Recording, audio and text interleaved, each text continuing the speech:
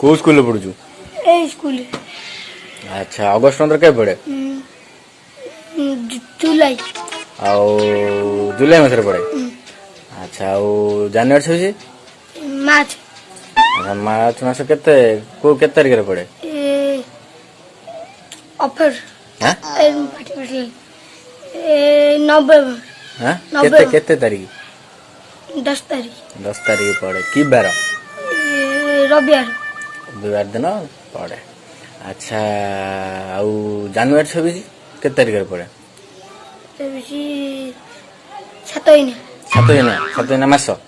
ସେ ମାସ ଅଛି 7 ଦିନ। ହଁ କୋଉଠି କୋଉ ଇଏରେ ଲେଖା ହେଇଛି?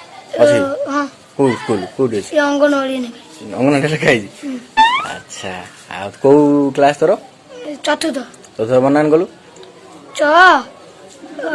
କୁତୁର ଛ